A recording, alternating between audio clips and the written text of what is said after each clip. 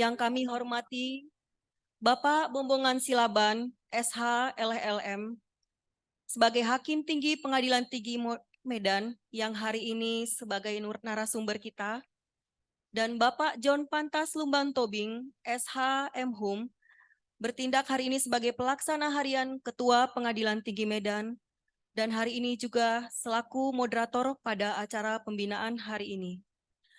Yang kami hormati Bapak Ibu Hakim Tinggi, Bapak Ibu Hakim Ad Hoc Pengadilan Tinggi Medan.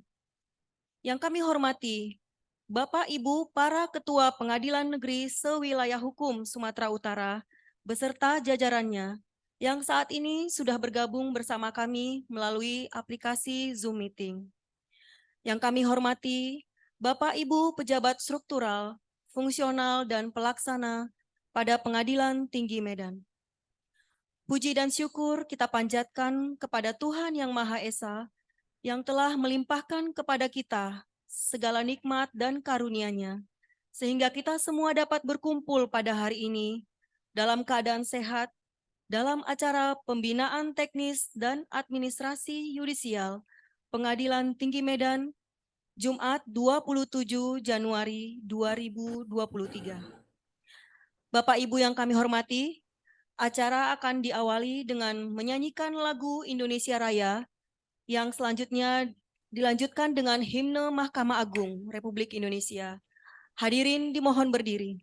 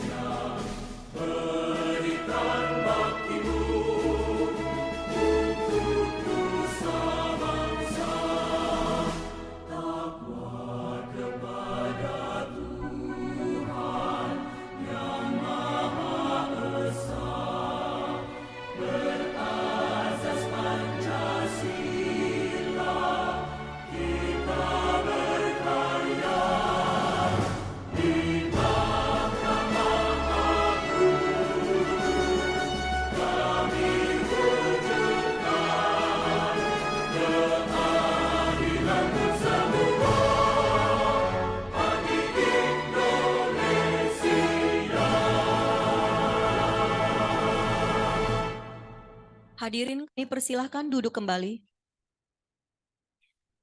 Hadirin yang berbahagia, untuk suksesnya kelancaran acara kita hari ini, marilah kita memanjatkan doa kepada Tuhan Yang Maha Esa, kepada Bapak Andri Pramono, Eskom MSI, yang akan memimpin doa pada hari ini.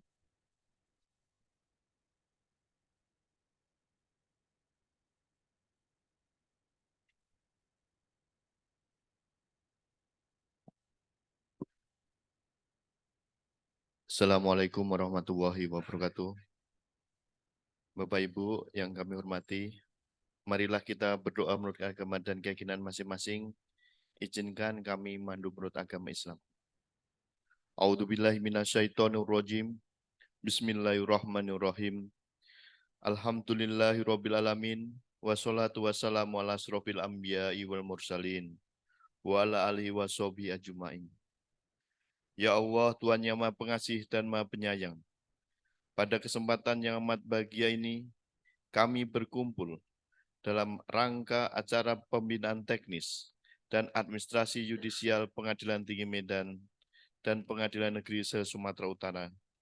Perkenankanlah kami mengaturkan kehadirat-Mu, rasa syukur yang sedalam-dalamnya atas segala rahmat dan karunia yang selalu Engkau curahkan kepada kami. Ya Allah, Tuhan yang Maha Kuasa, jadikanlah pertemuan ini sebagai pertemuan yang Engkau rahmati dan ampuni dari segala khilaf dan dosa. Ya Allah, tiada yang mudah selain yang Engkau mudahkan, dan Engkau jadikan kesusahan itu mudah jika Engkau menghendaki menjadi mudah.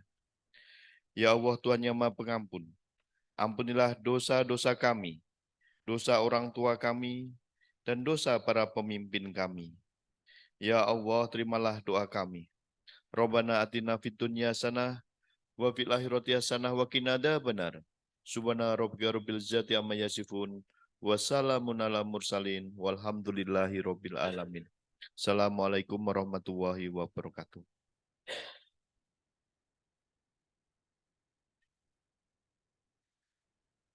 Bapak Ibu yang kami hormati, acara selanjutnya dilanjutkan dengan pemaparan materi dengan tema beberapa permasalahan dalam pembatalan putusan arbitrase. Baik.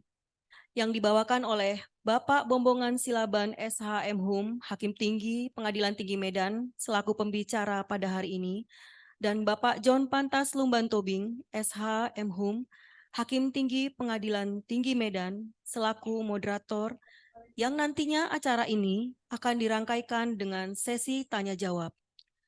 Kepada Bapak Moderator, Bapak John Pantas Lumban Tobing, SHM Hum, kami persilakan. Terima kasih kepada yang mati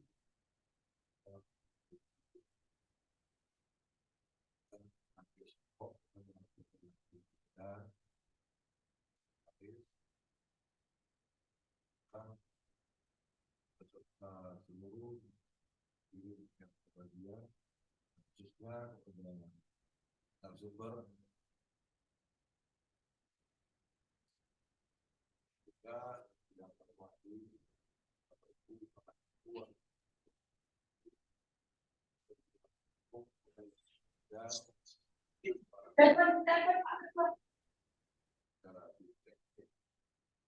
Selamat siang dan salam sejahtera kita semua.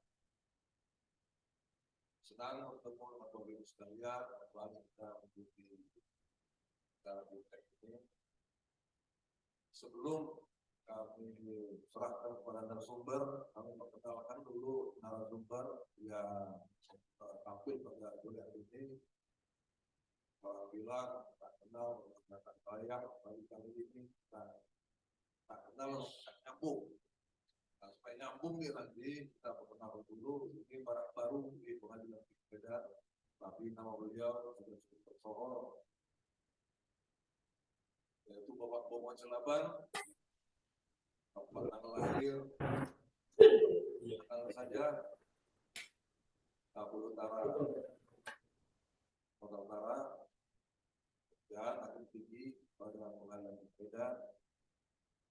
Beliau memulai karir di Mahkamah Agung sebagai calon hakim pada pengadilan negeri tertinggi tahun 1992 sampai 95. Kemudian lompatan jauh ke timur jadi hakim pertama di pengadilan negeri Serui, Papua. Dari Papua beliau masuk ke Jawa sebagai hakim pada pengadilan negeri Nol. Lanjut ke pengadilan negeri Singaraja, Bali. Kemudian tahun 2007 sampai 2009 ikuti perkuliahan pada University of Melbourne di Australia. Itu sama ya. Kalau yang tadi ya panjang apa yang lama-lama itu yang sudah ada dong. Oke, tapi beliau itu akan jelas juga. Kemudian lepas selesai dari Australia, beliau masuk di Mahkamah Agung sebagai saya. Kemudian melanjutkan juga sebagai hakim pada pengadilan imigrasi. Kemudian wakil ketua pada pengadilan negeri Klaten dan ketua pada pengadilan negeri Riau. Lanjut lagi sebagai wakil ketua pengadilan Sleman dan ketua pengadilan Sukoharjo. Selanjutnya wakil ketua pengadilan negeri Palembang. Ketua pengadilan negeri Palembang. Kemudian ketua pengadilan negeri Bekasi. Jadi ada catatan khusus, beliau 2 kali jabat sebagai ketua pengadilan negeri kelas 1 khusus. Bolehlah untuk ini kita berikan aplaus. Kemudian menjadi hakim tinggi pada pengadilan tinggi Medan. Banyak pengalaman beliau ya, sebagai narasumber dalam beberapa topik yang ringkasnya tidak dapat dibacakan ya, di dalam dan di luar negeri. Pada kesempatan salah satu ini seminar legal issues in the region of ASEAN di Singapura, ya, salah satu. Jadi TV beliau ada setebal 7 halaman. Ya, itu menandakan pengalaman beliau ya, punya pengalaman yang luas. Pada kesempatan hari ini beliau akan menjadi narasumber membawakan satu topik, yaitu beberapa permasalahan dalam pembatalan putusan arbitrase. Khususkan waktu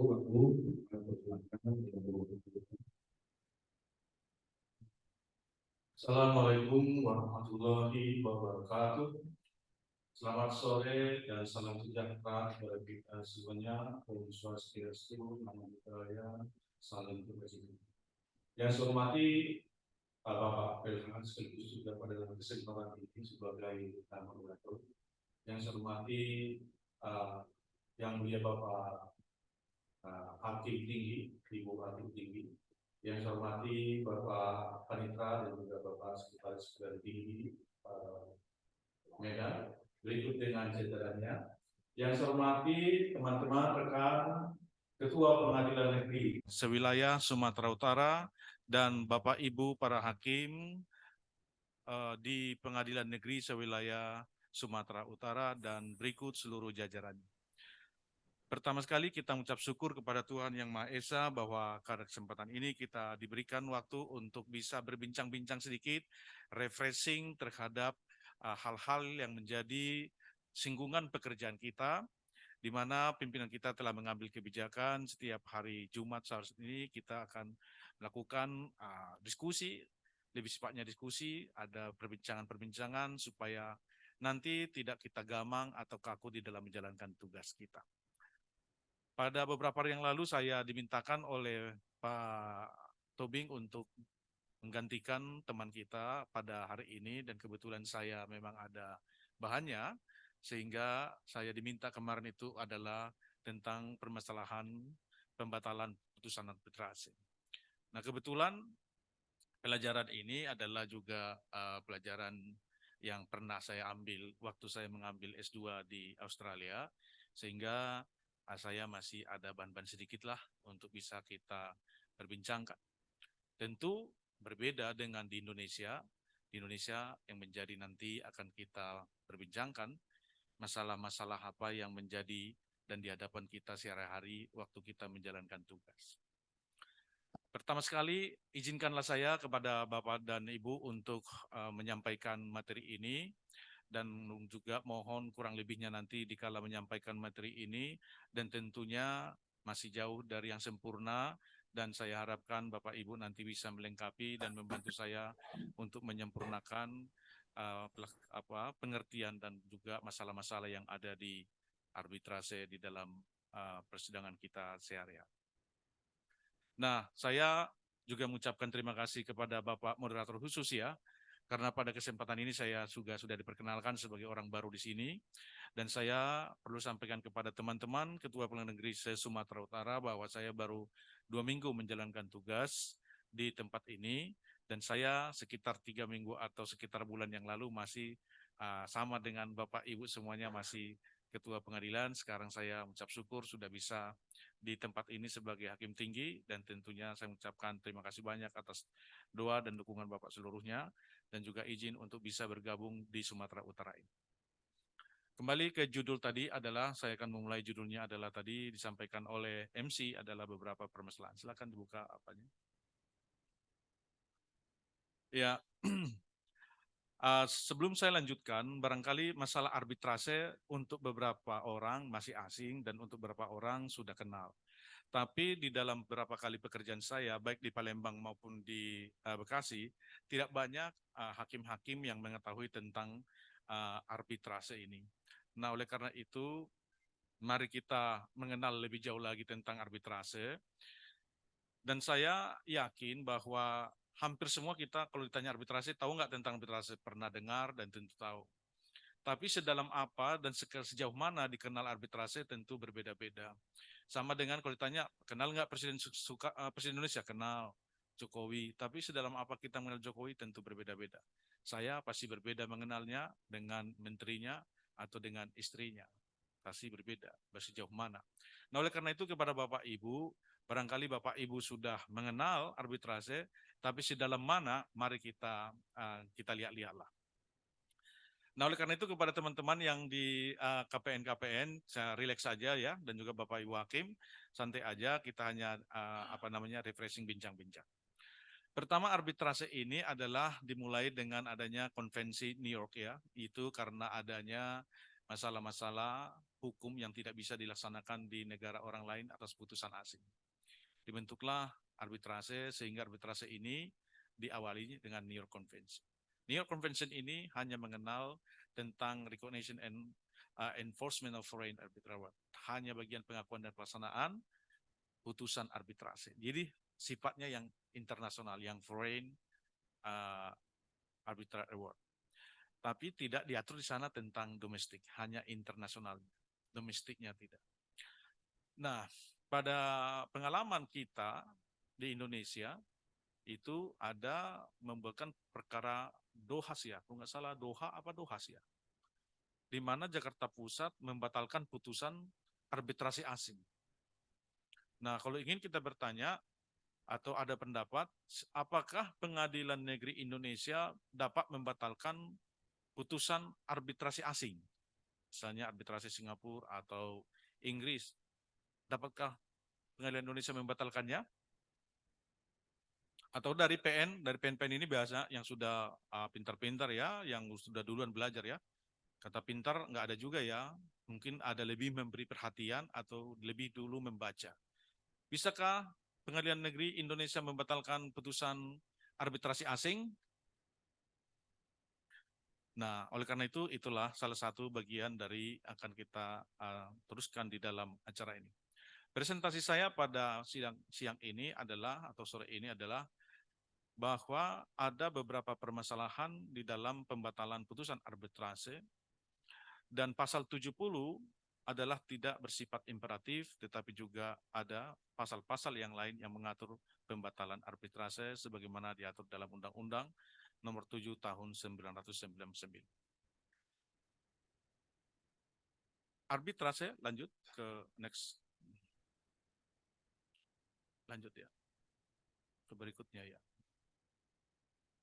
Ya, proses arbitrase itu dimulai dengan sebelumnya itu ada pra sidang, itu ada pengajuan proses submission, penyerahan sejenis gugatan, baru kemudian lagi ada di sana persidangan, sebelum persidangan ada lagi proses pemilihan arbiter, ada lagi pemilihan, ada rule of arbitrasinya itu.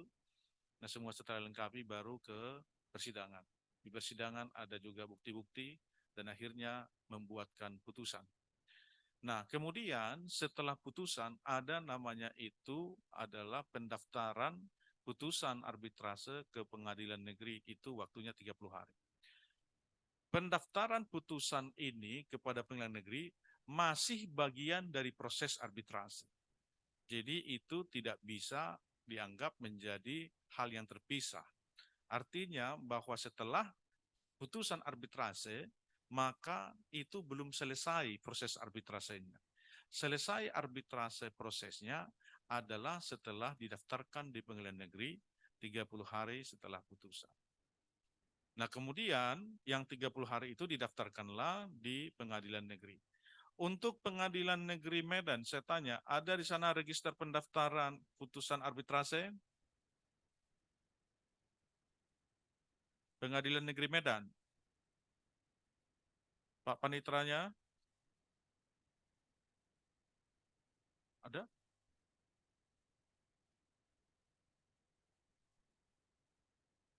Coba Medan, coba lihat dulu Medan.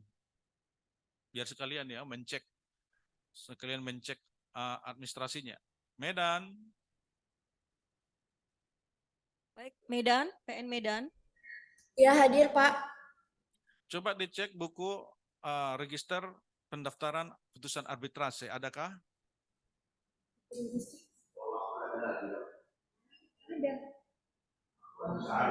Mohon waktunya, Pak. Hah? Mohon waktunya sebentar, Pak.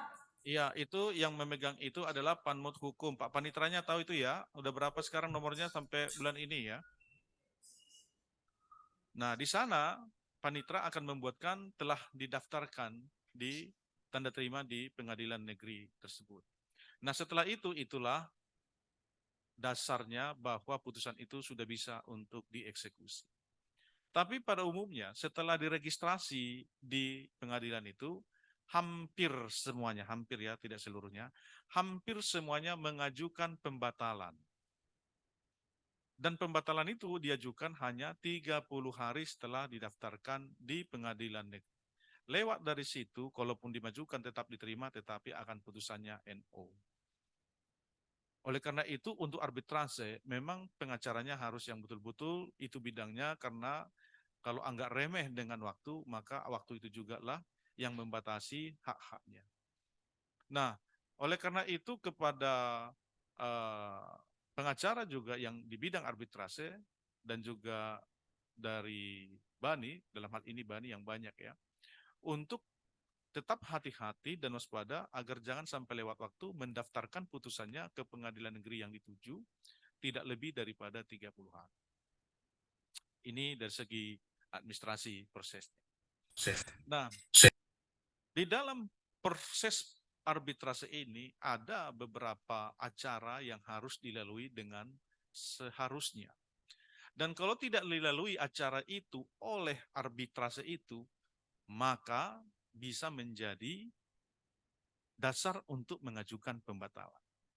Bahwa namun pembatalan itu ternyata tidak mengatur itu seluruhnya. Yang diatur tentang pembatalan yang nyata-nyata adalah diatur di dalam pasal 70. Silakan dulu undang-undangnya pasal 70. Pengadilan Negeri Pakam coba bacakan dulu pasal 70 Undang-Undang Nomor 30 Tahun 99 tentang alternatif sengketa dan arbitrase. Pengadilan Negeri Pakam.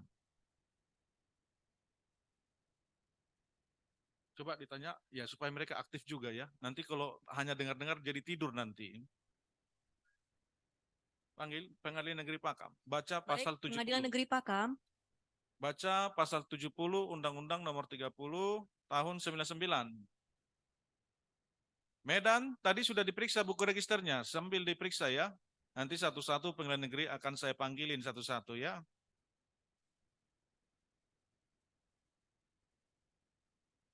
Pengadilan Negeri Lubuk Pakam dibaca pasal 30. Pasal 70 Undang-Undang Nomor 30 Tahun 99. Izin Bapak, Iya, pasal 70 Pak. iya betul. Ya, Namanya siapa? Namanya siapa? Wakil Ketua Pengadilan Negeri Lubuk Pakam Pak. Oh baik, silakan bacakan Pak. Ya, Imam Santoso Pak. Wah, Imam Santoso ini mantan Ketua PN Wong Kito Galo. Oh. Ya, Kito Galo Pak, jangan Kito Gilo, Pak. Ayo Pak. Iya. Wah. Kadang-kadang saya Sama salah. Pak, sama-sama alumni Lubuk Linggau Pak. Yo. Izin yang mulia, pasal 70 bab 7. Bentar, Pak. Iya. Iya, Pak. Iya. Bab 7 tentang pembatalan putusan arbitrase. Iya. Terhadap putusan arbitrase, para pihak dapat mengajukan permohonan pembatalan apabila putusan tersebut diduga mengandung unsur-unsur sebagai berikut. Huruf A, surat atau dokumen yang diajukan dalam pemeriksaan setelah putusan dijatuhkan diakui palsu atau dinyatakan palsu. Huruf B, setelah putusan diambil ditemukan dokumen yang bersifat menentukan yang disembunyikan oleh pihak lawan, atau huruf C, putusan diambil dari hasil tipu muslihat yang dilakukan oleh salah satu pihak dalam pemeriksaan sengketa. Iya, jadi yang pertama palsu, kedua disembunyikan, ketiga tipu muslihat. Kira-kira intinya itu dasarnya pembatalan. Siap, yang mulia. Terima kasih Pak Imam. Dan Ya. untuk pembatalan ini, itu sudah ada putusan MK yang menyampaikan bahwa tidak harus diputus dulu pidananya baru bisa dinyatakan untuk alasan yang 3 ini untuk pembatalan. Dulu ada sempat pemikiran atau juga berbeda pendapat bahwa untuk bisa dijatuhkan pembatalan itu adalah didasarkan kepada 3 ini, dan yang ketiga ini dasarnya ini haruslah sudah ada putusan pidananya dari Pengadilan Negeri. Tapi oleh MK tidak ada, harus ada putusan itu karena melihat waktunya juga, jadi bisa langsung dibatalkan putusan itu dasarnya dengan antara yang 3 tadi. Nah, saya untuk KPN Jakarta, Sumatera Utara, apakah dasar pembatalan itu hanya pasal 70 ini atau juga ada bisa pasal yang lain? Atau bisa ada yang di luar pasal 70?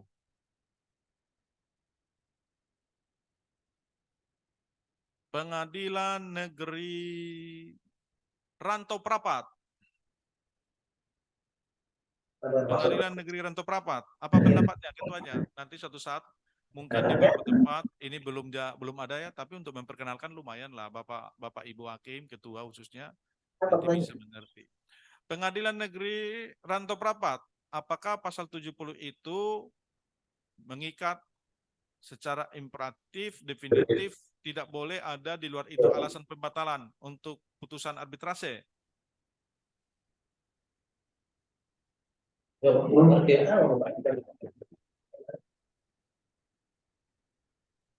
Rantau Prapat di mana? Iya, Pak. Rantau Prapat? Siapa? Iya, gimana? Apa pendapatnya? Belum ada pendapat nih, Pak. Apa? Belum ada, Pak, pendapat. Belum ada pendapat? Ya, Pak. Oh ya, boleh lah. Ini namanya siapa? Saya Hairul Lutfi, Pak. Haji, Pak. Ketuanya di mana? Pak Wakil sedang ada undangan, Pak, di luar, Pak. Baik. Oke, Ya, Pak. saya tanya Medan ya. Medan mungkin udah jago-jago ya pengadilan negeri Medan ya, apalagi hakim-hakimnya ada. Nah, untuk pengadilan negeri Medan pasal 70 gimana pendapatnya? Itu sifatnya ada imperatif definitif bahwa itu murni hanya 3 itu alasan pembatalan, di luar itu tidak boleh. Pengadilan negeri Medan. Ini pengadilan negeri Medan 1 Agustus ya. Cuma 1 Agustus di sini. Ya, cuma 1 Medan ya, 1 Agustus ya. Apa pendapatnya Pak? Medan. Pengadilan negeri Medan. Hakim niaganya itu.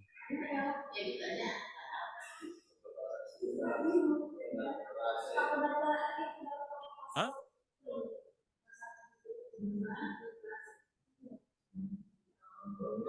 Mana Medan ya?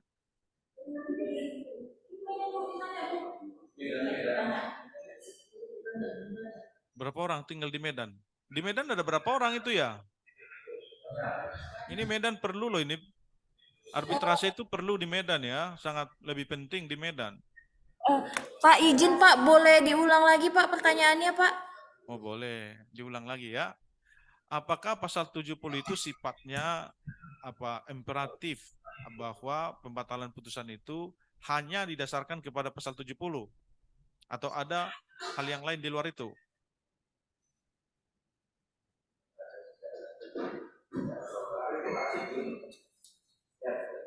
Belum ada pendapat juga. Mohon waktunya sebentar Pak. Oh, tanya dulu apa joki-joki ya. Baik, jadi oleh karena itu kepada Bapak Ibu untuk menjawab ini, pada saat itu awal-awal kita banyak persoalan tentang arbitrase, itu Ibu Mariana Sutadi, Wakil Ketua Bidang Judisial Mahkamah Agung saat itu, sangat ketat menyampaikan bahwa ada arbitrase itu tidak boleh pengadilan negeri. Sangat dia itu sangat dengan arbitrase itu. Kita bilang kayak gamang atau kita takut kalau misalnya sampai dikritik oleh orang lain. Tapi dari putusannya, ada satu putusannya nanti bisa dilihat di putusan arbitrase di Mahkamah Agung. Putusannya itu kemarin itu saya sudah catat tapi sudah lupa. Itu ada putusan dari Ibu Mariana tadi bahwa pasal 70 itu tidaklah bersifat imperatif bahwa yang 3 itu menjadi alasan pembatalan, tetapi juga boleh alasan-alasan lain dengan membuatkan interpretasi yang ada di dalam pasal 70 dengan penjelasan di bagian umum tentang antara lain. Silakan dibacakan dulu untuk pasal penjelasan Undang-Undang Nomor 30 Tahun 99 bagian penjelasan itu bagian umumnya. Di sana dibilangkan bahwa untuk membatalkan putusan itu adalah yang 3 tadi tetapi dibuat antara lain. Antara lain itu berarti di antara yang 3 itu dan tentu ada lagi yang lain-lainnya. Coba dibaca untuk Pengadilan Negeri Medan. Baca aja dulu lah, nggak usah kasih pendapat, nanti menunggunya lama. Baca penjelasan bagian umum, alasan pembatalan. Medan.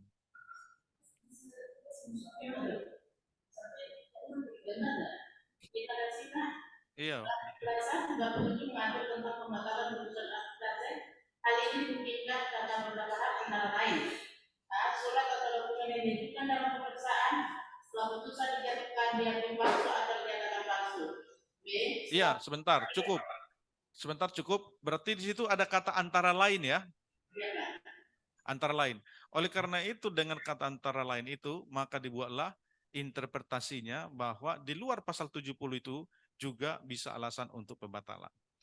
Bahwa namun pada sampai sekarang ini apabila kita sidang tentang arbitrase dan para pihak selalu membawa ahlinya dan ahlinya itu selalu berbeda-beda dalam memberikan arti terhadap pasal 70, satu selalu ada yang menyatakan itu bersifat imperatif bahwa itu hanya 3 alasan, nggak boleh alasan yang lain, dan yang lainnya juga menyampaikan bahwa itu boleh di luar daripada yang 3 itu dengan alasan tadi yang telah kita bahas tadi.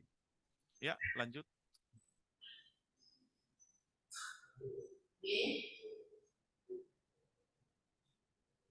Setelah putusan diambil Lanjut lagi ya. Yang sengaja disembunyikan pihak lawan.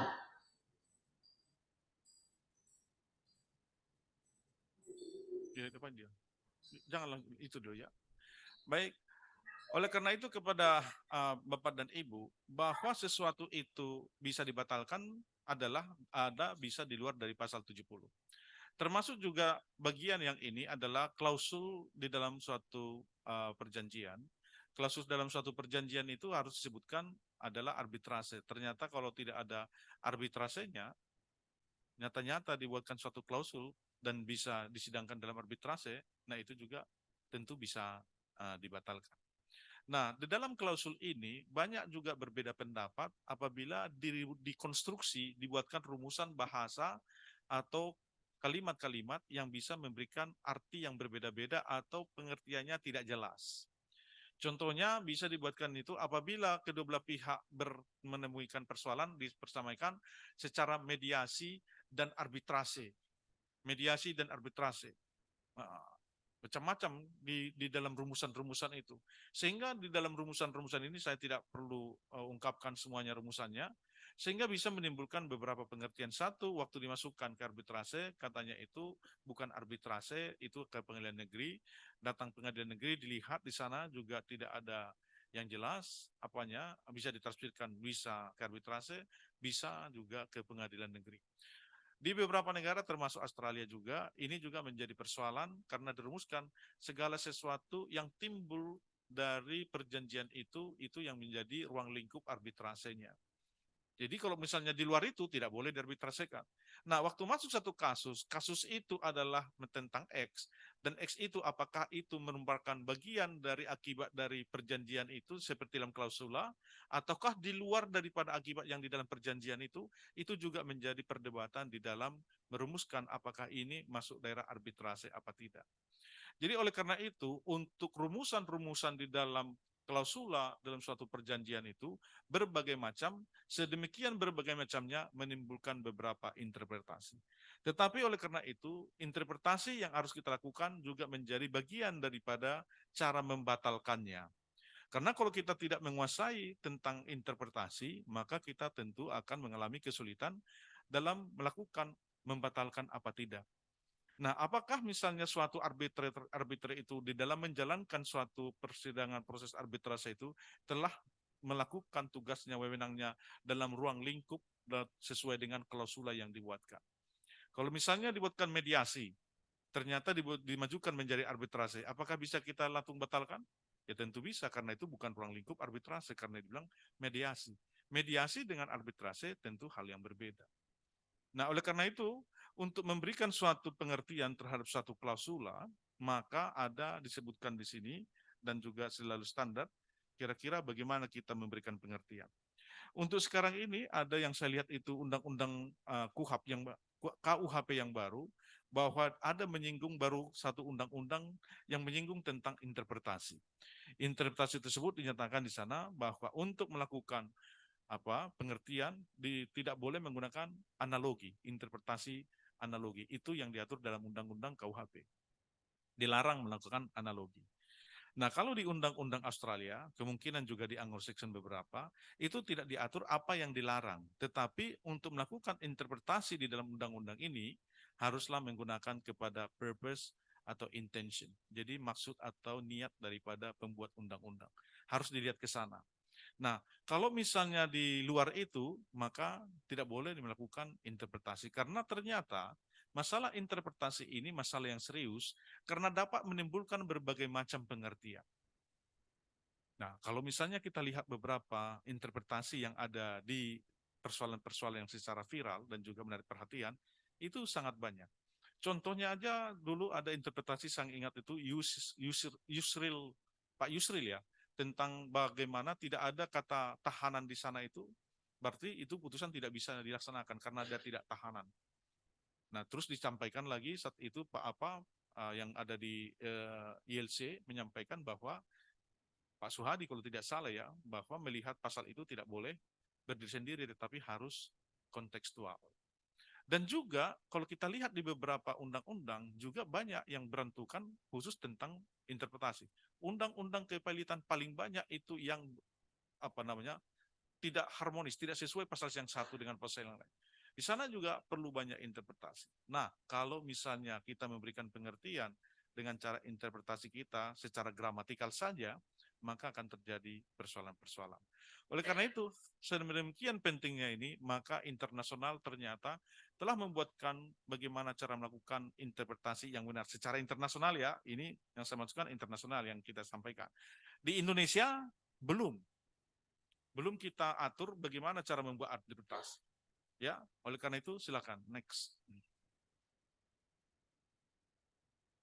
Nah, menurut interpretasi itu untuk mengetahui satu klausula tadi itu ya, klausula dan yang lain-lain, ya, itu diatur dalam pasal 31 Vienna Convention. Itu tentang perjanjian, treaties. Ini diatur sedemikian rupa, intinya ini adalah bahwa pertama yang harus kita buatkan itu harus kita berikan arti ordinary meaning. Jadi arti yang biasa, arti sehari-hari. Kalau sudah dapat arti sehari-hari, maka tidak perlu kita majukan interpretasi yang lebih dalam. Kalau misalnya kita buatkan interpretasi sehari-hari tidak dapat, baru kita masukkan interpretasi yang lebih dalam. Makanya di dalam beberapa bacaan, mungkin artikel ada disebutkan mereka rule of interpretation. Ternyata melakukan interpretasi itu juga ada rule-nya. Golden rule itu yang pertama. Golden rule artinya kalau sudah memberikan arti yang terang dan jelas, maka cukup sampai di situ aja, tidak perlu kita teruskan ke yang lain-lain. Kalau tidak jelas, baru namanya kita memasukkan kepada konteksnya. Ada konteksnya, kemudian lagi ada pasal yang lainnya, terus kemudian lagi ada penjelasannya, penjelasan undang-undangnya, kemudian lagi dulu ada catatan-catatannya. Dengan demikian terlihatlah intention atau purpose, maksud daripada undang-undang itu. Itu pada intinya di dalam konvensi Vienna ini. Ya, lanjut. Nanti bisa dibaca-baca Bapak Ibu ya, lebih dalam lagi nanti bisa dibaca di rumah malam-malam. Ya, itu juga pasal 32 bisa dibaca lagi nanti. Ya. Lanjut. Ya, kalau tertarik, ini masalah tertarik dengan tidak ya. Nah, kemudian setelah ada interpretasi itu, masuklah memastikan itu wewenangnya arbitrase atau wewenangnya pengadilan negeri, itu nanti bisa di sana. Perlu saya sampaikan juga bahwa di arbitrase itu ada hukum yang mengaturnya. Satu, domestic law. Kita tidak pakai istilahnya national law ya, lebih bagus domestic law. Satu lagi adalah rule of arbitration. Jadi rule arbitration itu misalnya kayak Bani, mereka punya rule, ada aturan mereka. Ini juga harus hati-hati. Ada aturan-aturan bagaimana memilih arbiter, bagaimana cara mengajukan evidence, itu ada diatur. Dan itu tergantung kepada para pihak, itu mau ikut itu atau tidak, karena intinya yang mengatur acara untuk arbitrasi adalah para pihak. Mereka tinggal memilih. Satu, domestic law. Domestic law inilah yang mengatur tentang hukum arbitrasi. Yang di kita Indonesia adalah Undang-Undang Nomor 30 tahun 99. Di beberapa negara ada undang-undangnya. Jadi undang-undang domestik itu Undang-Undang Nomor 30 tahun 99. Masih ada lagi rule-nya, aturannya arbitrasi itu sendiri. Misalnya kalau arbitrasinya itu Indonesia, Bani, kalau Singapura Siak. Jadi mereka punya arbitrasinya sendiri. Ya, kalau misalnya rule of arbitration-nya kita mau mengangkat uncitral model law yang dibuatkan oleh PBB untuk seragaman juga boleh-boleh saja, itu tergantung kepada organisasi arbitrasi itu sendiri. Ya. Ini organisasi arbitrasi yang kita pelajari baru institusi nih ya. Jadi nanti Bapak Ibu tentu, wah ini arbitrasi kan banyak, tentu ya. Ini institusi aja, tentu ada ad hoc, tentu juga ada ICISD. Jadi macam-macam ya yang kita buatkan ini institusi. Lanjut. Nah, sekarang masuk kita pembatalan putusan arbitrase berdasarkan pasal 370 ya. Ini tadi pasal 70 sudah saya sebutkan tadi ya. Ada beberapa tadi, pasal 70 sudah dibacakan. Tidak perlu lagi kita bacakan di sini. Nah, terus kita sudah sampai tadi bahwa pembatalan itu tidak hanya di dalam pasal 70, tetapi juga pasal-pasal yang lain. Misalnya pasal 5 ini adalah tentang trade, tapi commercial trade, tambah dulu komersial, itu artikel 5 itu trade. Bahwa arbitrase itu haruslah di bidang perdagangan. Kalau yang bukan di bidang perdagangan tidak bisa diarbitrasekan. Nah, kalau ternyata arbitrase itu misalnya mengadili, menyidangkan, memberikan putusan terhadap putusan buruh, itu tidak boleh, meskipun disepakati oleh mereka. Misalnya para pihak tentang buruh, arbitrase itu tidak boleh. Itu hukum nasional. Ada mandatory law yang tidak boleh disimpangi oleh para pihak maupun arbiter. Jadi hanya bagian perdagangan ya. Itu pasal 9 juga hanya di dalam written agreement itu harus persetujuan secara tertulis. Jadi kalau cuma lisan itu tidak boleh. Ternyata ini juga menjadi persoalan. Written perjanjian tertulis ini, apakah tertulis harus dokumen seperti ini? Ternyata diakui juga berdasarkan facsimile, WA atau yang sifatnya ada signature-nya, ada tanda tangannya, yang disampaikan secara media itu sudah disamakan dengan tertulis. Yang tidak seperti ini tentu akan bisa dibatalkan karena bisa mempengaruhi kehendak orang lain itu bahwa itu bukan tujuannya untuk arbitrase, karena arbitrase itu harus dikehendaki oleh para pihak. Kehendaknya itu ditentukan dalam satu klausul dan dirumuskan secara tegas. Kalau tidak tegas, tadi sudah masuk kita ke bagian interpretasi. Nah ini juga pasal 18, juga pasal 22 itu unclosed statement, itu bahwa arbiter itu harus menyampaikan bahwa dia tidak terikat dan dia tidak dibebani hubungan sedemikian rupa sehingga dia akan cenderung memihak kepada pihak yang lain. Ini sudah pernah saya lihat ini putusan di Palembang, bahwa putusan itu dibatalkan dan dikuatkan oleh Mahkamah Agung karena ternyata salah satu arbiternya itu pernah menjadi pegawai di salah satu pihak di perusahaan yang menjadi pihak berperkara. Jadi itu harus ada disampaikan oleh arbiternya bahwa dia itu tidak pernah berhubungan apapun sehingga dia tidak menyampaikan itu. Kalau kita bilang itu hak ingkar ya, hak ingkar karena ada hubungannya sehingga dia harus tidak menyampaikan, melepaskan diri dari penunjukan sebagai arbiter. Jadi di dalam hal pembatalan itu, kalau kita lihat dari skema ini, ada bagian procedures atau hukum acaranya. Dari acaranya itu bisa kita batalkan putusan arbitrase. Tapi dilihat-lihat acara apa ya, kalau acaranya tidak begitu sedemikian rupa sehingga acara karena salah sedikit lah misalnya, tidak mengganggu kepada hak kedua belah pihak, itu jangan sampai dibatalkan juga. Misalnya karena tidak ada yang sempurna, misalnya acaranya orangnya dipanggil 3 hari sebelumnya, taunya dipanggil dalam 2 hari, ternyata orangnya hadir juga, tapi karena dipanggil 2 hari, dia sidang.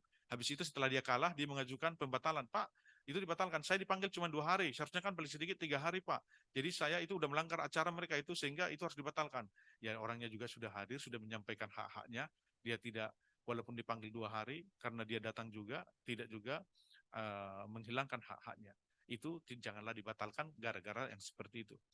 Dia dibatalkan hukuman acara itu sedemikian rupa apabila mempengaruhi kepada haknya dan kepentingannya sehingga dia terbatas atau berkurang aksesnya kepada kepentingannya tersebut. Itu. Nah, sekarang yang paling dalam, yang paling sulit adalah bagaimana membatalkan, karena di dalam pasal 56 itu adalah masalah substansi. Untuk Pengadilan Negeri Lubuk Pakam, silakan baca pasal 56. Jadi nanti pasal-pasal yang lain itu nanti silahkan dibaca di seluruh pasal undang-undang ya. Jadi banyak yang alasan-alasan pembatalan untuk arbitrase. Kalau mereka dari segi hukum acara tidak menjalankannya. Itu di sana tertulis beberapa hal yang ada di dalam undang. Silahkan, bukan hanya pasal 5, pasal 9, 18, 22, banyak pasal-pasal yang lain. Saya hanya buatkan itu ETC itu, etc. itu ya. Coba dulu pasal 50, etc. ETC. Enggak, coba dulu apa? ETC. Titik itu artnya itu 56 ke bawah. Iya. Enggak, yang itu. Yang presentasi tadi. Presentasi. Iya. Bukan yang barusan itu. Yang paling terakhir. Yang paling terakhir coba. Waduh. Loading. Silakan Lubuk Pakam coba, Pak Imam, coba baca dulu pasal 56 ya. Lubuk Pakam pasal 56, coba dibaca.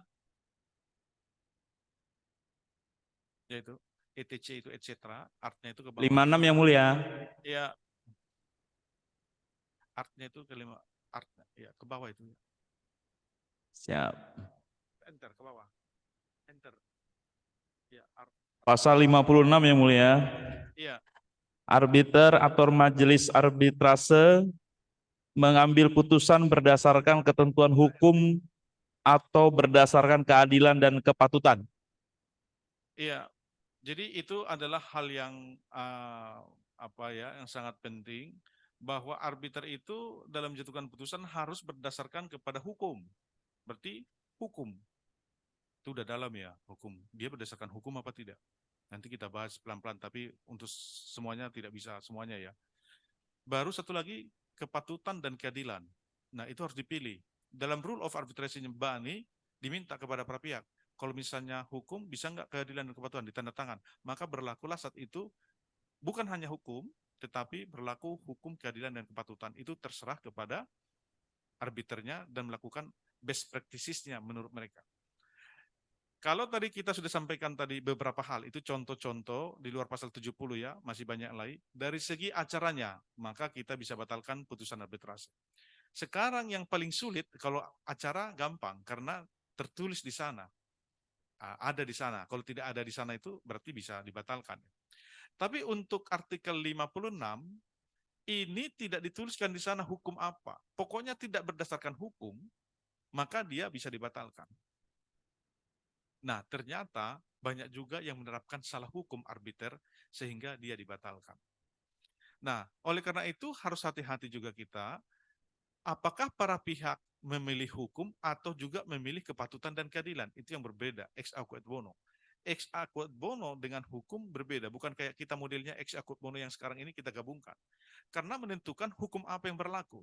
Sekali arbiter itu menerima suatu perkara, maka dia harus menentukan apakah ini wewenang saya? Itu pertama. Apakah ini wewenang saya? Kedua adalah hukum apa yang akan saya perlakukan? Itu. Karena para pihak melihat di sana, adakah diatur hukum atau tidak. Kalau misalnya pengadilan di dalam satu perjanjian dibuatkan antara perusahaan Singapura dengan perusahaan Indonesia, dimintakan bahwa yang berlaku adalah hukum Indonesia untuk menyelesaikan perkara ini dalam suatu arbitrase. Itu tidak masalah. Berarti hukum Indonesia dan arbitrase. Tapi kalau dibuatkan bahwa yang menyidangkan perkara ini adalah arbitrase Singapura, misalnya. Berarti arbitrase Singapura. Waktu dibuatkan arbitrase Singapura, maka SIAK misalnya arbitrase Singapura yang dipilih, akan melihat hukum apa yang akan dipergunakan dalam menyelesaikan perkara tersebut. Ternyata kalau misalnya itu hukum yang berlaku tidak ditentukan mereka pilihan hukum, ternyata itu adalah tentang suatu perkapalan, maka hukum apa yang dipakai? Apakah hukum Singapura? Apakah hukum Indonesia? Ataukah hukum yang diberikan kepada kepatutan dan keadilan? Itu menjadi pertanyaan. Nah, kalau misalnya mereka itu membuatkan hukum Singapura, ternyata sama sekali tidak ada hubungannya dengan Singapura tentang barang-barang yang diperdagangkan, maka suatu arbiter bisa mengajukan pembatalan. Pembatalannya kemana? Ke Indonesia atau Singapura? Halo? Ke Indonesia atau Singapura? Ke Singapura, karena arbitrasenya Singapura. Jadi di mana arbitrasenya, maka disitulah pengadilan yang bisa membatalkannya. Karena itu teori saya bilang tadi itu adalah bahwa pembatalan tadi adalah masih bagian dari proses arbitrase. Pengadilan itu bukanlah mengajukan pengajuan pembatalan, bukanlah bagian daripada terlepas, tapi bagian dari proses arbitrase. Oleh karena itu kalau misalnya Singapura arbitrasenya, maka di pembatalannya adalah ke Singapura.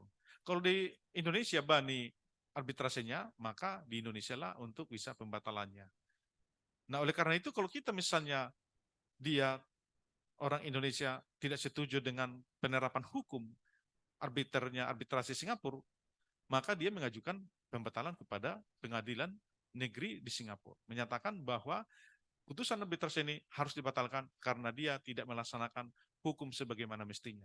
Makanya dalam arbitrase itu bahwa hukum adalah menjadi dasar untuk pelaksanaannya, harus didasarkan kepada hukum.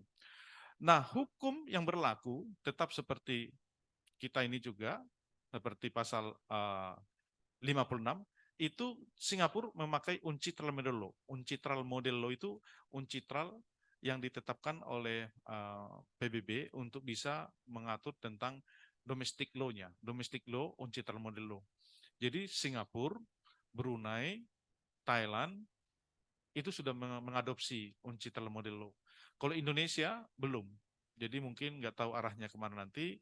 Apakah kita untuk keseragaman arbitrase kita akan mengangkat uncitral model law apa tidak? Karena di sana sudah diatur tentang domestic law-nya seharusnya bagaimana. dan juga institusi arbitrasenya juga silahkan. Di sana juga sudah disediakan rule of arbitration, silahkan diadopsi apa tidak. Untuk sekarang Indonesia masih berbeda dari negara-negara ASEAN lainnya karena kita mempunyai hukum nomor 30 tahun 99 yang tidak mengadopsi uncitral model law. Beberapa negara sudah mengadopsi ini. Kamboja sudah mengadopsi uncitral model law. Nah, kembali ke pasal 56 tadi ini, maka pengadilan negeri apabila arbitrase tidak membuatkan putusannya itu berdasarkan hukum, maka itu harus dibatalkan. Nah, kalau dia misalnya memilih hukum kepatutan dan keadilan, didasarkan kepada kepatutan dan keadilan, kalau misalnya itu menurut majelisnya tidak patut dan tidak adil, maka pengadilan negeri bisa membatalkannya. Contoh, itu kemarin itu ada putusan perkara PLN, terus dengan kontraktornya itu entah bagaimana tidak selesai waktunya, terus kemudian lagi dia akhirnya dibatalkan kontraknya karena tidak sesuai dengan waktunya, akhirnya dia upaya-upaya yang dilakukannya itu sudah rugi. Nah, terus kemudian lagi itu harus dikembalikan dan dimasukkan perkara oleh kontraktor itu kepada arbitrase karena PLN tidak membayarkan kerugian yang dialaminya karena pembatalan perjanjian itu. Nah, di situ dibuatkan bahwa mereka setuju dengan kepatutan dan keadilan. Maka oleh arbiter dibuatkan kepatutan dan keadilannya itu, kerugiannya itu dianggap kayak bunga sekitar 12%, akhirnya bunga yang seyogianya dibayarkan dianggap menjadi 12% per tahun. Kalau yang tidak diperjanjikan kan 6%, kalau kita di undang-undang kita itu hukumnya. Tetapi kalau keadilan dan kepatutan dibuatkan mereka 12%. Hitungan mereka acuannya adalah bank. Kalau bank itu kan malah hampir 18%. Jadi kalau misalnya 20% sudah patut dan adil menurut arbiter. Kalau hukum Indonesia kan kalau tidak diperjanjikan 6%. Kalau itu ya, gitu kan 6%. Nah, kalau misalnya ternyata orang itu membuatkan 100% di double kerugian, ditambahi kerugian berikut dengan bunganya 100% oleh putusan arbitrase dan dimajukan ke pengadilan bahwa itu adalah tidak sesuai dengan hukum patut dan keadilan, bisa nggak dibatalkan? Bisa dibatalkan? Jadi bunganya 100%, bisa nggak dibatalkan untuk 1 tahun? Hah? Bisa. Iya, bisa dibatalkan. Oleh karena itu apa yang diputuskan oleh arbitrase, jangan dipikir itu sudah benar. Kita harus menceknya apakah telah diputus sesuai dengan hukum. Apakah telah diputus sesuai dengan kepatutan dan keadilan kalau kepatutan dan keadilan dipilih para pihak. Jadi kita nggak lagi canggung atau gamang untuk melihat pembatalannya. Kalau dulu kita gamang, asal apa? Udah jangan. Saking gamangnya lah, maka dalam hukum acara Undang-Undang nomor 30 tahun 99 ini, untuk putusan pembatalan yang dikabulkan, maka itu bisa diajukan apa? Upaya hukumnya. Hah? Bisa banding ke Mahkamah Agung. Jadi banding bukan ke pengadilan tinggi ya.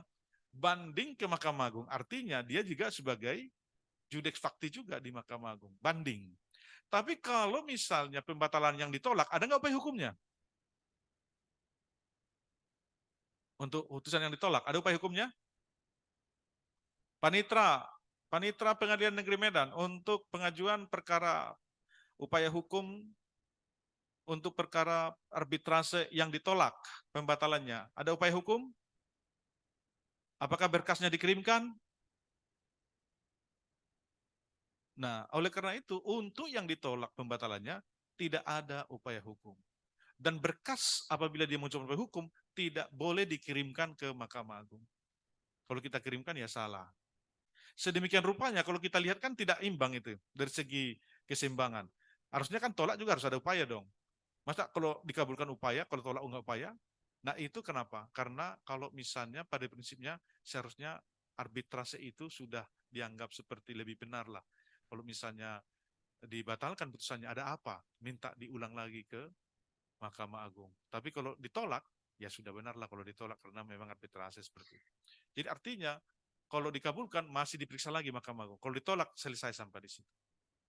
Itu yang ada di hukum acara undang-undang.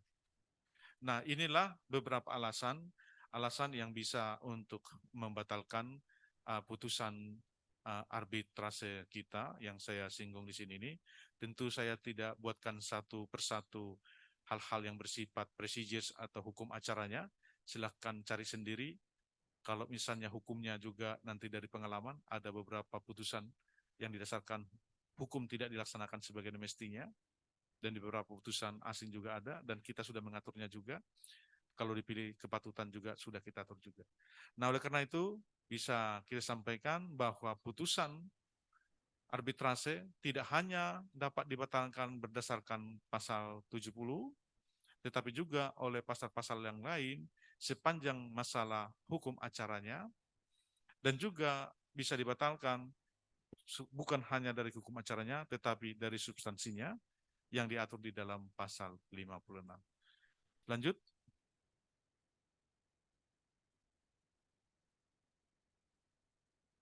Ini tentang procedures-nya, tentang advocate right to access to proceedings, domestic law, dan the best practices. Ini juga bagian dari yang pasal yang kita bahas tadi. Saya sudah singgung ini tentang procedures-nya. Procedures-nya itu tadi adalah tentang hukum acaranya ya. Dan itu hukumnya ini ada hukum domestic law-nya dan juga best practice-nya. Nah, perlu Bapak Ibu ketahui dan kita perlu ingatkan bahwa dalam satu perjanjian itu tidak mengikat hanya apa yang diperjanjikan, tetapi juga hal-hal yang tidak diperjanjikan yang merupakan suatu kebiasaan. Itu yang disebut dengan best practices.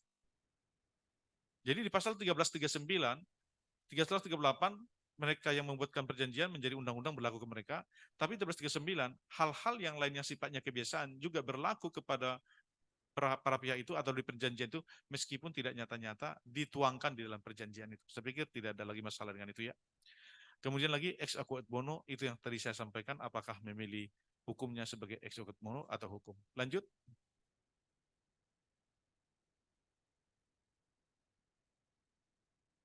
Lanjut.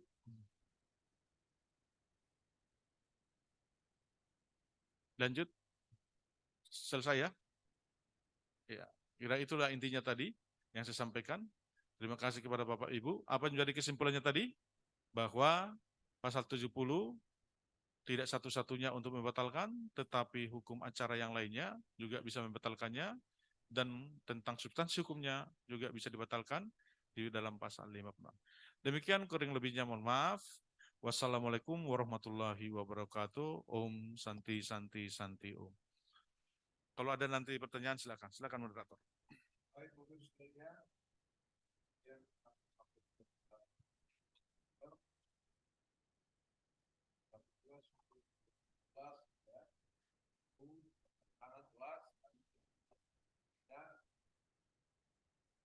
dan menarik untuk ini harus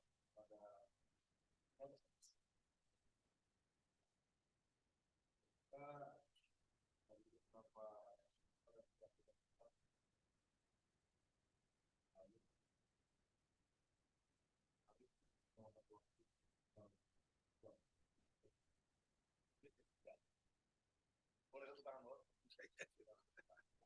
dulu. Juga untuk menjawab hanya ada alasan untuk itu prioritas kami berikan kepada para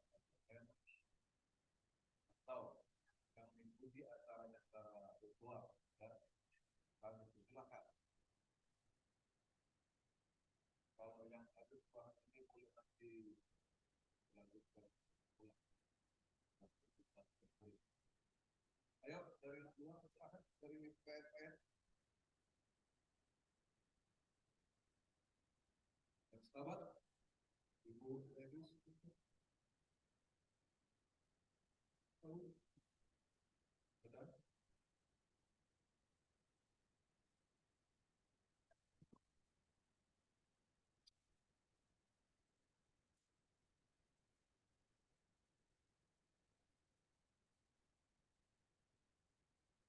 Saya ulangi ya. Kami menyediakan waktu sekitar 15 menit untuk tanya jawab. Kami prioritaskan kepada yang mengikuti acara ini secara virtual. Kami persilahkan Mungkin dari Ketua Pengadilan Negeri Stabat. Ya, Sri Kalang. Udah masuk? Ya, kami persilakan.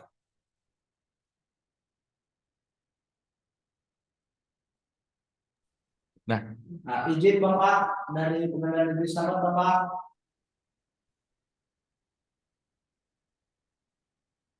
Iya, Izin Bapak melaporkan Pak, Ibu Ketua pada hari ini izin pulang cepat tadi Pak dengan Pak KPT Pak, karena putra beliau sudah sakit Bapak. apa ya? Oh, Stabat. Ayo, Iya, Pak. Stabat. Iya Pak, siap. Mau menanya? Ada Bapak. Silakan. Berbunyi Ya, lah. siap Bapak.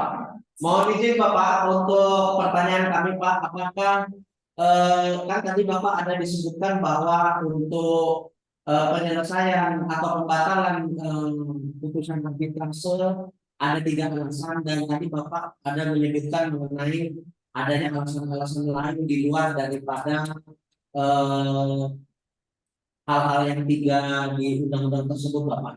Mohon izin Pak, apakah itu bisa kita pedomani juga Pak dari putusan Mahkamah Konstitusi Pak nomor 15 itu Pak, yang mereka menyatakan di dalam pasal 643 RV ada kira-kira 10 alasan lain Pak untuk pembatalan Pak. Nah, itu kira-kira Pak untuk peraturan Mahkamah Agung apakah sudah ada Pak yang dikeluarkan secara khusus Pak mengenai pembatalan atau petunjuk begitu Pak dari Mahkamah Agung Pak terhadap putusan-putusan arbitrase yang tidak dibatalkan Pak secara spesifiknya Pak. Demikian Pak, izin Bapak. Iya, tidak melalui catatan moderator, langsung karena sudah dengar oleh narasumber. Kami Iya, persilakan. itu putusan MK itu yang berhubungan dengan pasal 70 itu adalah bahwa itu bisa langsung dilaksanakan pembatalannya tanpa ada dulu putusan pidananya. Yang pasal 70. Atau ada hal yang lain yang di luar itu kah? Baik Bapak, terima kasih Bapak. Iya, itu jadi untuk pasal 70 itu tidak harus diputuskan oleh pengadilan negeri dulu tentang apakah itu sudah ada tipu muslihat atau palsu atau disembunyikan, tetapi itu sudah berasa langsung diadili oleh pengadilan negeri yang bersangkutan untuk melakukan pembatalan apabila dijumpai salah satu dari itu untuk dibatalkan. Iya, tadi ada saya sebutkan bahwa dalam prakteknya bahwa dan juga dari segi interpretasinya bahwa pasal 70 itu tidak bisa lagi dinyatakan sebagai hanya alasan yang 3 itu untuk melakukan pembatalan. Sudah beberapa putusan dari Mahkamah Agung bahwa pembatalan itu juga bisa dilakukan di luar daripada pasal 70 itu sendiri. Dan juga di dalam undang-undang itu juga apabila kita hubungkan satu pasal lain dengan pasal yang lainnya, maka tidak bisa dipertahankan bahwa hanya pasal 70 itu untuk dasar melakukan pembatalan. Dan tadi kita sudah bahas, ada beberapa pasal-pasal di dalam hukum acara proses arbitrase yang dapat dibatalkan apabila arbitrase itu tidak menjalankannya. Dan juga di dalam substansinya juga, di pasal 56, bahwa bisa juga dibatalkan putusan arbitrase apabila tidak melakukan, menjalankan, menerapkan hukum di dalam putusannya maupun kepatutan dan keadilan apabila dipilihkan tentang ex aequo et bo. Ya. Baik Bapak, terima kasih Bapak. Ya, cukup jelas ya Pak Sakra. Siap Bapak. Ada yang lain kami persilahkan. Izin Pak, masih dari Kalang, Stabat satu masuk. lagi Pak. Izin Pak, masih dari Stabat satu lagi Pak. Dari mana? Stabat Pak, satu lagi Pak. Ini terkait upaya hukum juga, terkait upaya hukum terhadap putusan arbitrase itu, terkait dengan hukum acaranya Pak. Kan hukum acaranya telah menetapkan 30 hari harus diputus begitu Pak. Nah, bagaimana kalau halnya dalam hal pelanggaran hukum acara itu apakah ada upaya hukum tersendiri terhadap koreksi secara administratif terhadap hal itu? Tadi upaya hukum terhadap umpamanya terhadap kalau yang ditolak bisa dikabulkan bisa di Mahkamah Agung. Nah, terhadap koreksi terhadap hukum acaranya sendiri kan dalam 30 hari itu apakah untuk koreksi itu ada upaya hukum sendiri dalam undang-undang itu Pak? Maka tidak. Saya kurang jelas maksudnya apanya ya, dikoreksi ya?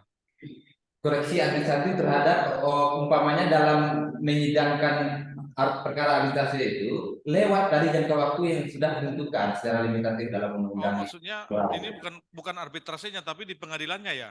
Iya, Pak.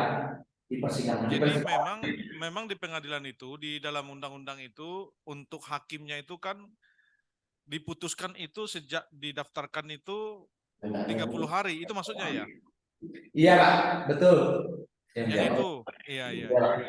Jadi dalam prakteknya, meskipun kita buatkan itu di luar dari 30 hari, ternyata dari Mahkamah Agung juga, kalau misalnya dilihat itu cukup alasannya untuk melihat rentetan daripada acara itu, dalam prakteknya kita selama ini saya itu 30 hari itu saya hitung sejak sidang pertama.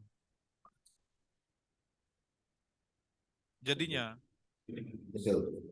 Karena kalau kita buatkan 30 hari dari sejak didaftarkan, ternyata pada umumnya mereka itu tidak dalam satu wilayah. Dia itu pasti kita pakai delegasi. Karena delegasi kita nggak mungkin dalam waktu 30 hari, sehingga dalam prakteknya untuk saya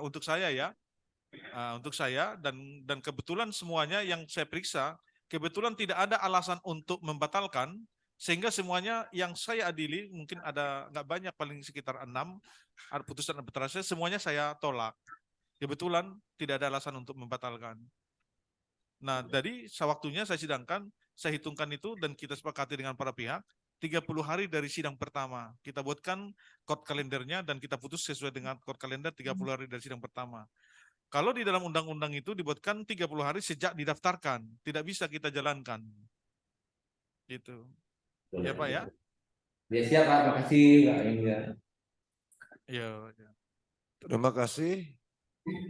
Kami lanjutkan ke penanya yang lain. Ini. Sri Kalang. Ya, Sri Kalang silakan. Sri Kalang. Seharusnya Medan yang harus banyak bertanya.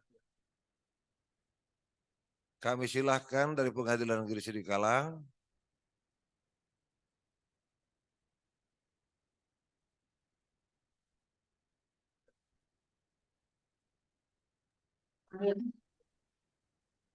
Baik, izin Pak bertanya, apakah terdengar suaranya Pak? Ya, dari mana ini? Dari Pansi di Kalang Pak, izin saya Johannes Edison Pak. Ya, silakan. Baik, izin bertanya untuk Pak Bombongan Silaban. Tadi menarik pembahasannya dengan dikaitkan ke Vienna Convention of Law of Treaties, terutama yang terkait penafsiran. Saya ingin bertanya Pak, tadi kan disebutkan bahwa syarat-syarat untuk membatalkan putusan arbitrase ternyata diberi kelowongan di penjelasan pasal 70. Tadi juga sudah dijelaskan di pasal 56 ada mengenai keadilan dan kepatutan. Nah, yang ingin saya tanyakan Pak, di pasal 62 ayat 2 juga disebutkan bahwa sebelum dilaksanakan putusan arbitrase itu juga harus dipastikan bahwa putusan itu tidak bertentangan dengan kesusilaan dan ketertiban umum. Begitu juga dalam Perma nomor 1 tahun 90 tentang tata cara pelaksanaan putusan arbitrase asing disebutkan juga kesusilaan dan ketertiban umum memainkan peranan penting untuk menjadi unsur yang harus dipertimbangkan oleh hakim dalam membatalkan putusan arbitrase itu. Nah, yang saya ingin tanyakan, bagaimana Pak kita menilai ketertiban umum dan kesusilaan ini? Apakah ini bisa kita tafsirkan sebagai domestic law yang tadi Bapak jelaskan, hukum nasional yang berlaku di suatu negara? Jadi seandainya apabila putusan arbitrase Indonesia menerapkan hukum domestik Singapura, tapi diajukan pembatalannya di Indonesia, apakah kita harus menerapkan ketertiban umum sesuai dengan yang berlaku di Indonesia atau yang berlaku di Singapura, Pak? Itu satu, Pak. Dan yang kedua yang ingin saya tanyakan, dalam menafsirkan pasal 70 tersebut, terutama tentang ketentuan hukum yang berlaku, apakah kita boleh menafsirkan hukum negara asing? Seandainya Badan Arbitrase Indonesia menerapkan hukum asing, diajukan permohonan pembatalan ke pengadilan negeri di Indonesia, apakah kita boleh menafsirkan dengan ketentuan hukum asing? Seperti hukum Singapura atau hukum Australia dan lain sebagainya. Demikian Pak, terima kasih. Iya, jadi pertama harus dipisahkan. Mungkin yang Bapak baca itu, kalau di pembatalan, di Indonesia pembatalan itu tidak ada namanya bagian daripada kesusilaan dan ketertiban umum. Itu yang ada di dalam pelaksanaan. Jadi pelaksanaan dengan pembatalan hal yang berbeda. Jadi kalau misalnya untuk pelaksanaan, maka kita akan buatkan remnya di ketertiban umum. Ketertiban umum rem dalam pelaksanaan, bukan rem dalam pembatalan. Pembatalan itu tadi kita sampaikan itu adalah di dalam pasal 70 dan yang lain-lainnya. Tapi kalau misalnya masuk hal-hal yang lain yang menurut Bapak dari acara dan juga bagian dari hukumnya, itu penilaiannya. Tetapi pasal yang dimasukkan adalah pasal tentang pelaksanaannya itu, Pak. Jadi di dalam undang-undang kita memang antara pelaksanaan dan pembatalan dan pemelaksanaan dan pembatalan dan juga bagian internasional dan nasionalnya itu agak digabung. Jadi kalau misalnya alasan di dalam pasal 70 itu tidak menyebutkan tentang ketertiban umum, tetapi itu bagian pelaksanaan. Tetapi kalau misalnya di dalam pasal di dalam putusan itu tidak didasarkan kepada hukum, itu menjadi alasan pembatalan. Jadi apa itu misalnya tidak didasarkan kepada hukum, nah masing-masing lah nanti hakim yang melihatnya. Tetapi pasal yang ada di situ tentang ketertiban umum dan juga ketertiban persidangan itu adalah sortirnya untuk pelaksanaan, bukan sortirnya untuk pembatalan. Coba nanti dicek pasalnya itu ya Pak ya. Nah kalau misalnya di Uncitrale Model Law, itu hampir sama alasan pembatalan dan alasan pembatalan dan alasan penolakan itu hampir sama di dalam di dalam Uncitrale Model Law. Nanti akan kita bahas, tapi nggak tahu cukup waktunya apa tidak. Ini buka lagi nanti, coba dibuka lagi ini apa? Mungkin kelihatannya nanti dibaca aja gini ya. Jadi harus dipisahkan di dalam Undang-Undang Nomor 30 mana menjadi dasar pembatalan, mana menjadi dasar untuk penolakan pelaksanaan. Dasar penolakan pelaksanaan kita akui ketertiban umum. Itu yang ada di Undang-Undang nomor 30. Kalau misalnya di dalam pembatalan itu tidak disebutkan alasan pembatalan.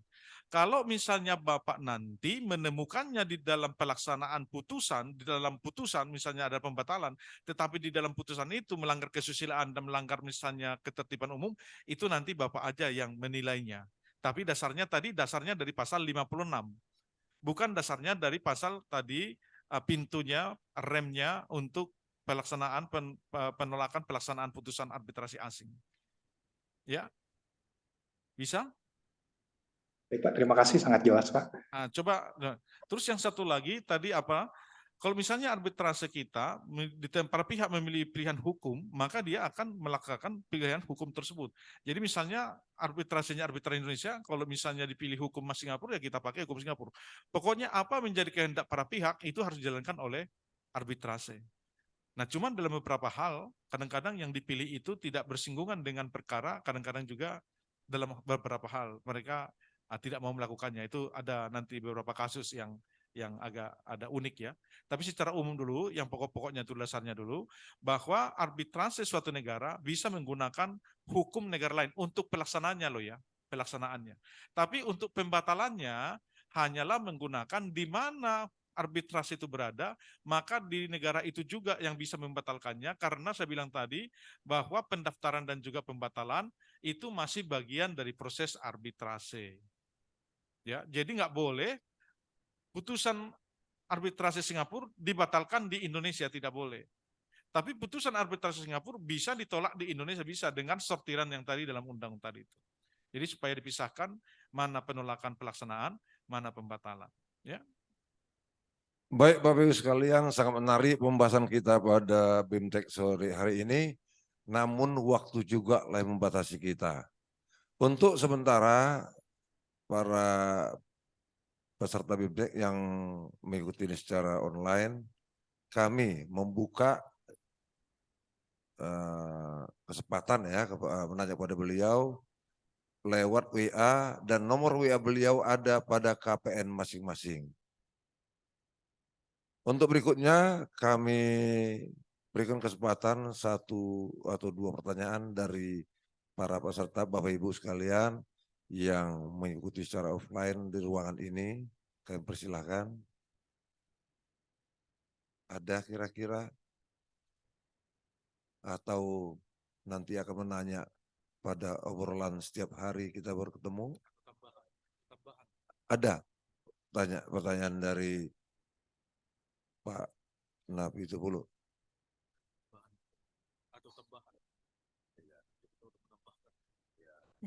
atau mungkin ada menambahkan juga? Enggak Silakan. menambahkan. Saya memang soal arbitrasi agak awam lah. Dengan berlakunya Undang-Undang Nomor 30 tahun 199 di akhir pasal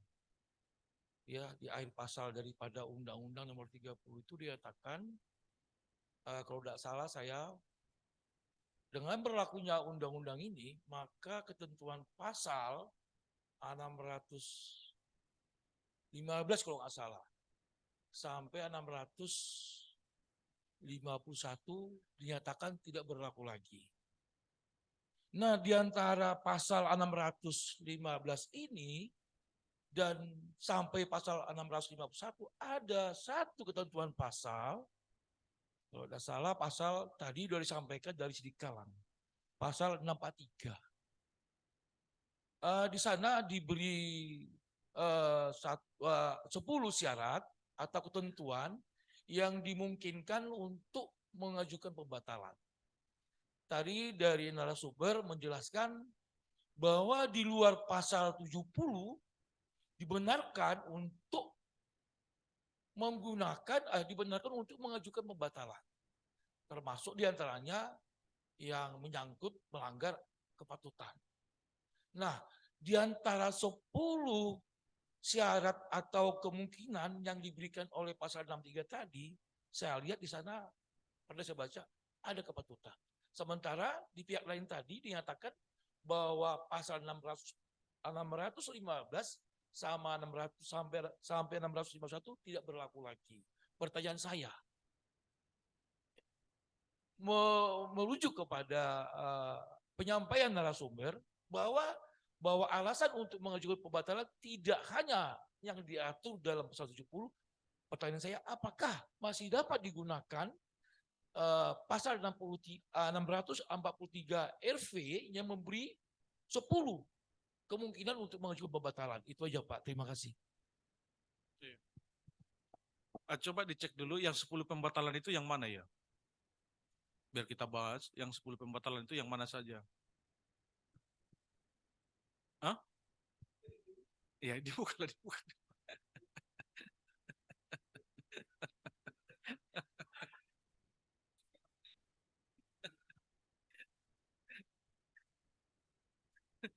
Jadi kalau misalnya kita bilang itu tadi kan, di pasal itu kan tidak berlaku lagi karena dasarnya tadi pasal 70 pembatalan.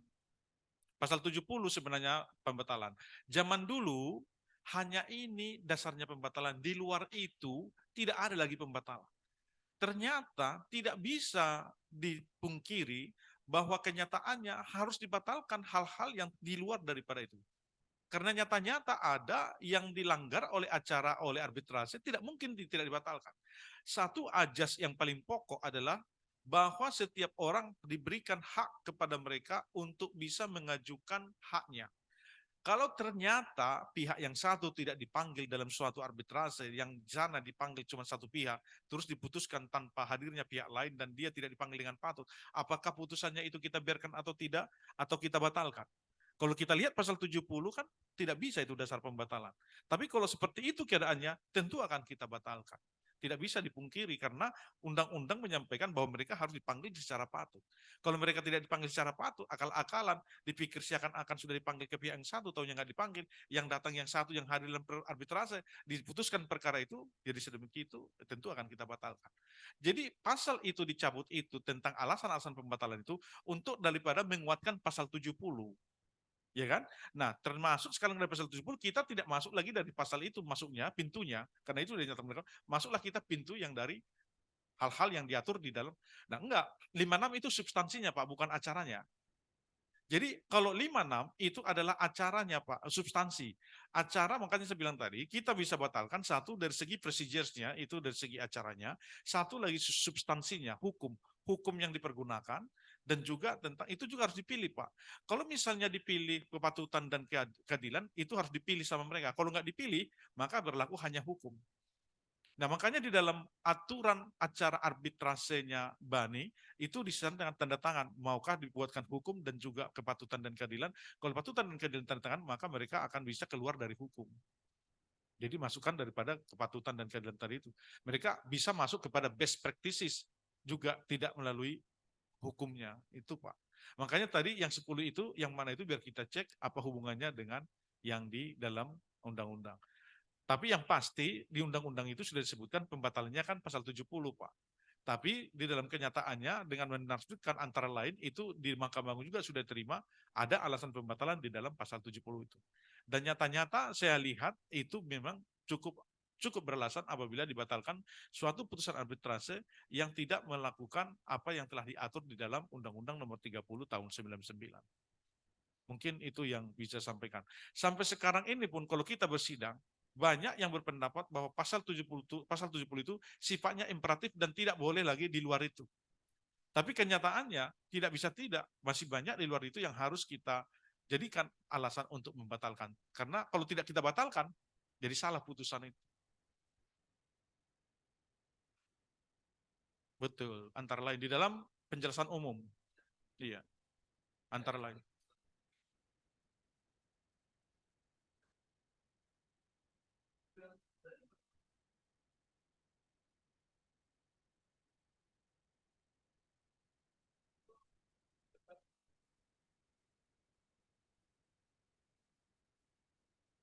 Kalau itu dipilih, jadi gini, mereka nanti akan memilih hukum atau kepatutan ex aequo bono, Pak.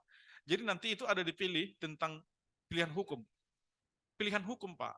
Jadi pilihan hukum para pihak itu harus dipilih ex aequo bono, kepatutan dan keadilannya. Jadi kalau dibilang hukum saja atau itu ada pilihan, Pak. Nanti mungkin bisa kita lebih bahas. Tapi yang 10 tadi itu nanti bisa kita sampaikan supaya menekankan kepada yang pasal 70. Tapi nyata-nyata tidak bisa dipertahankan, dari pasal 70 juga bisa bergerak. Tapi kalau misalnya kepatutan tadi itu berhubungan dengan pilihan hukum. Jadi kepatutan dan keadilan itu pilihan hukum para pihak. Jadi contohnya waktu arbitrase dibuat tanda tangan para pihak, apakah kalian memilih hukum juga kepatutan dan keadilan, dipilih baru tanda tangan, baru mereka nanti bisa menyimpangi daripada hukum. Bukan pasal, beda Pak. Beda Pak. Jadi pasal 70 alasan pembatalan, ya, dari pasal pembatalan yang 30 itu. Nah, kalau misalnya kepatuhan dan keadilan ada pilihan hukum lagi, Pak. Ya, ada pilihan hukum lagi dari para pihak, sehingga dari pilihan hukum itulah yang menentukan nanti bisa membatalkan apa tidak. Karena kalau misalnya itu kita membuatkan dasar keadilan dan kepatutan, sementara itu tidak dipilih mereka, maka kita tidak bisa masuk ke sana. Jadi pilihan hukum ada di para pihak itu, hukum mana yang dipergunakan sama mereka, apakah hukum ini ataukah juga kepatutan dan keadilan. Kalau misalnya nggak dipilih kepatutan dan keadilan, maka kita tidak bisa masuk di pintu ini. Makanya kita masuk pembatalannya dari segi substansi, apa yang menjadi pilihan hukum mereka. Makanya saya bilang tadi, pasal 56 ini sangat dalam dan juga sangat banyak yang harus di sini didalami, dimengerti. Kalau tidak, saya bilang juga hati-hati menggunakan pasal 56 ini. Kan tadi saya bilang hati-hati menggunakan pasal 56 ini karena ini agak perlu penguasaan yang lebih dalam. Gitu Pak, ya. Nanti saya pikir lengkapnya karena yang bertanya ini adalah seorang dokter, ini harusnya harus dokter juga yang jawab ini kelihatannya ini. Oke, terima kasih atas pertanyaan. Silakan ya. Baik Bapak Ibu sekalian, ini sudah menjelang jam 4 ya. Sangat menarik topik pada sore hari ini. Tapi karena sudah mendekati jam 4 persiapan untuk apel, maka saya kira kami akhiri pembicaraan beliau ya. Berikut juga pertanyaannya.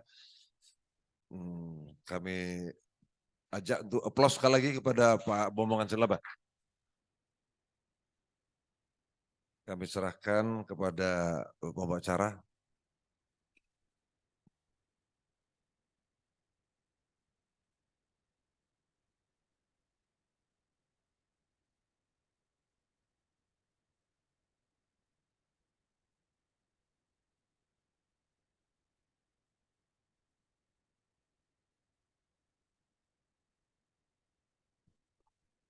Baik, terima kasih kepada Bapak Bombongan Silaban, SH LLM, sebagai moderator kita pada hari ini.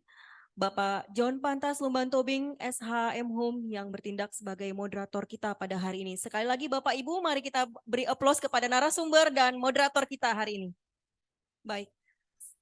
Acara selanjutnya adalah menyanyikan lagu Bagimu Negeri. Hadirin dimohon berdiri.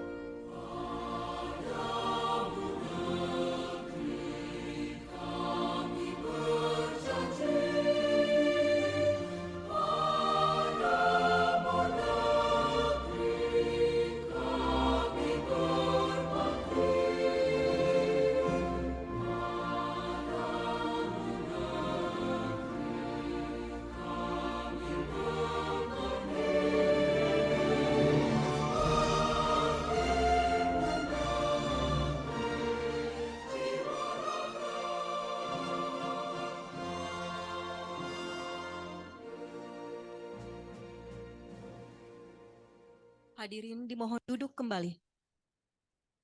Dengan berakhirnya lagu Bagimu Negeri, maka berakhirlah pula seluruh rangkaian acara kita pada hari ini.